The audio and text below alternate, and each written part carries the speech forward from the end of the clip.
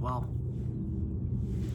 I'm sitting outside right now, down the street from my house in a little park area, and I just wanted to make a quick video about the things that I see in this neck of the woods where I'm from. I live in Rhode Island. It just kind of sucks. The other day, I was going for a walk, and I wanted my son to play in the field over here and just kind of get his energy out. And of course, in this state, we have concrete barriers stopping people from driving their cars in the parking lot because they don't want people kind of hanging out.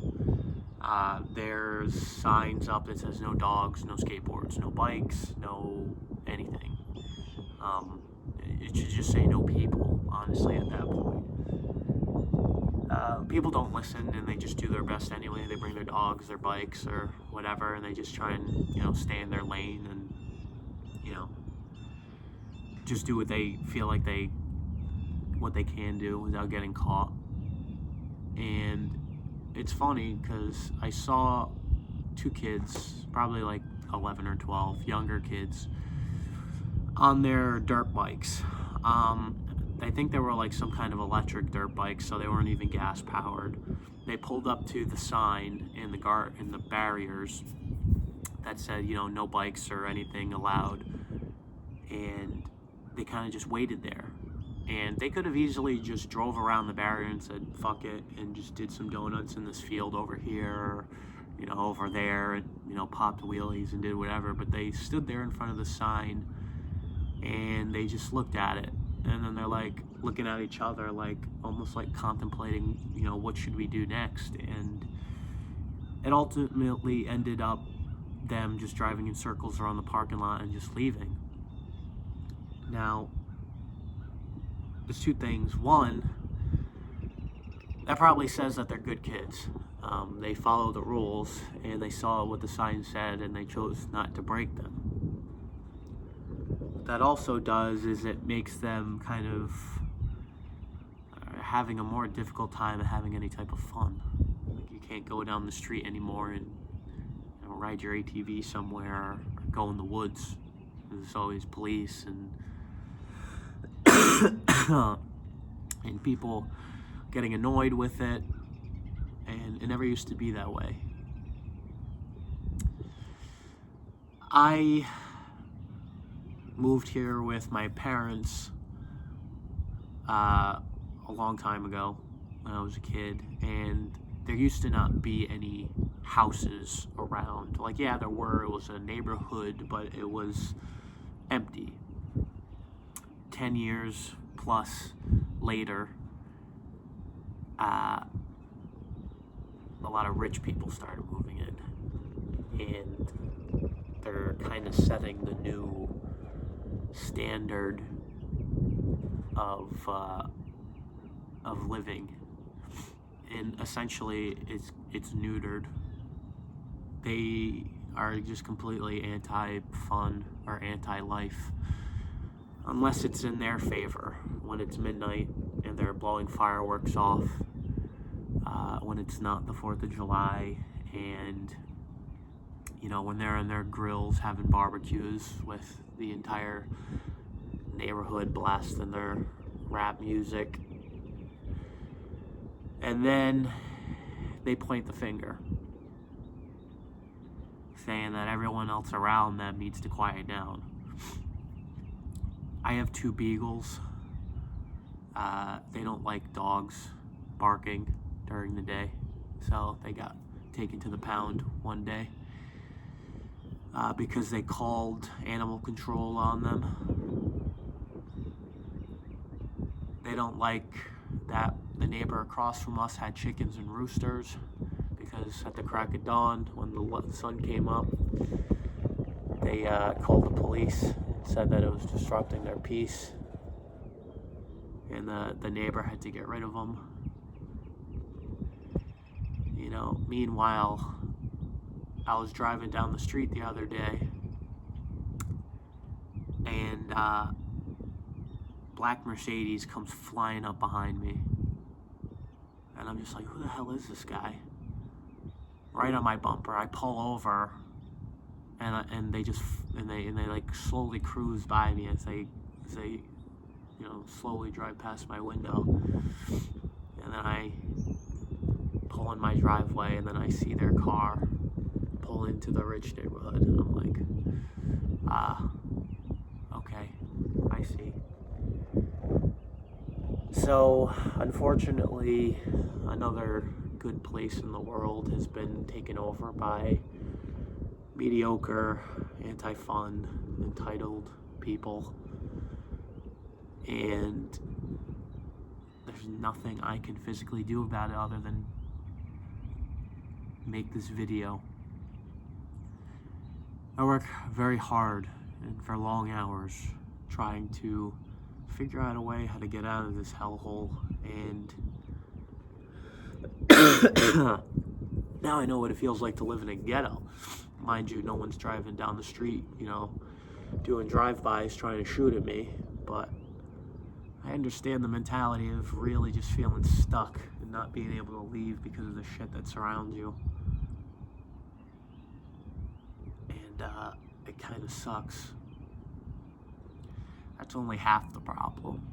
The other half of the problem is the reason why a lot of things get neutered around here is because of pushing the boundaries of what you can and can't do. And I'm going to be honest, I'm always in favor for people just having fun and then getting hurt and then learning that lesson. Rather than having someone have fun and then, it ruining it for everybody.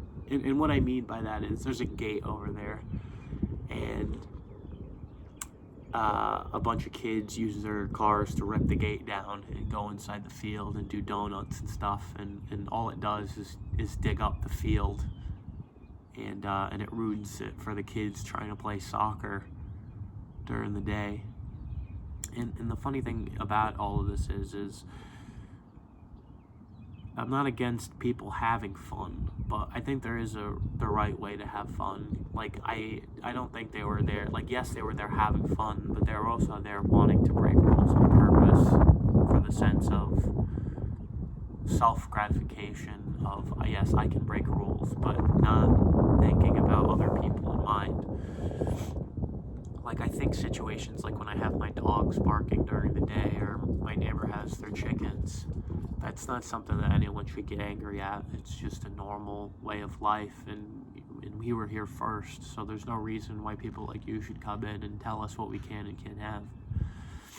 But that being said, when you're 16 years old and you rip a gate down and you drive it through the field and start doing donuts and digging holes in the dirt, and then the kids the next day that are younger than you can't go and play soccer because you messed the field up, it's like, we all know what the fine line is. We all know what the limits are. And what's funny is that the control only trickles upwards. The more money you seem to have, the more power and leverage you seem to have over people. But now those two kids on their dirt bikes are never going to be able to drive it over here. And the fact about it is that they were good kids. You could see it from the way that they were patiently waiting and driving around. Sorry, I'm a little nasally. I don't feel too good. And it ruined the fun for good kids trying to be, tame about what it is that they're doing. And it completely ruined it for them. I mean, like, this parking lot, when it fills up with snow, there's a lot of barriers and stuff. It's set up like an autocross course, so it's not uncommon for people to come in here and just do some donuts for a little while and then leave. And people usually do it in tasteful manners. They're not entering, a snow berm at 100 miles per hour down this long street and, chucking it in and seeing how fast they can go until they flip their car. They've always just done it like, oh, yeah, look at me, I'm spinning. And it's just something silly and fun. And no one's trying to break lap records over here. And it's probably another reason. Because these neighbors over here are probably looking in disgust as they hop inside their Mercedes and say that all these peasants beneath me are destroying this grand neighborhood. Yes, grand neighborhood. All the destroyed roads that nobody fixes in the state of Rhode Island, overpaid construction jobs that never get done, and the highest paid tax area with the most ignorant people around. Yeah, what a great place to live, huh? The good part about it is now I can come for a walk here and I don't have to worry about anyone. Because there isn't anyone, because technically you're not even allowed back here, and I'm back here, I guess you could say, breaking the rules, whatever, by breaking the rules by existing, by walking, right? At this point, I might as well just come out with a law that confines you to your house, because there's no reason why you should leave, considering everything's illegal. So in Rhode Island, there's another place I used to go to when I was a kid. It was called the Coventry Sand Dunes. And essentially what it is, it's a place owned by a construction site where all the old construction businesses would throw their asphalt and destroyed roads or equipment, and they just throw it on the site and leave it there. Well, it's been abandoned for a while, and people just kind of go out there and hang out, camp out, smoke weed, and hop on their ATVs or Jeeps. It's just all sand. And they shut that down. Nobody died. Nobody got seriously hurt, I hope. I don't think so. I'm sure somebody's gotten hurt. I used to go there as a kid on an ATV and have fun. But you can't go in there anymore. Police are really strict about it. And the reason why is because about a quarter mile down from the road, they put a rich neighborhood in, and the people see it. They call the police. It started happening when I was a kid. We hear the sirens and we book it. We get the hell out of there. Every once in a while, I'll camp out there in my truck, just me, just because if I can get in. Sometimes they lock the gates when there's no construction stuff going on, or sometimes people use it as a service road, but nobody can just go in there anymore and enjoy themselves and not have to worry about, what other people are going to say or do. I don't think anybody goes in there anymore. Maybe some people on some dirt bikes that can squeeze through, because they really locked up those gates, like full-on blocks. Like, you're going to need a whole army of trucks to pull out the blocks and the iron bars that they have holding the front entrance in to get it out. That's never going to happen again. No one's going to go there. And they just keep taking more and more and more and more things away, a little bit at a time. And, the one little bit of freedom I have is I'm able to go to the racetrack every once in a while. Because to me, going on the racetrack is like the ultimate version of freedom to me. You can go as fast as you want, and it doesn't matter. Now, of course, I do that. The people at the track complain and say, I gotta slow it down because I'm pushing too hard. When in reality, I'm not. I might spin out here and there just out of, lack of skill. But it almost is like, the whole reason why we're here is to see how far you can go. And I try not to listen. I know they're only doing it because they want you to be safe. They're really only doing it because they don't want any legal trouble. But,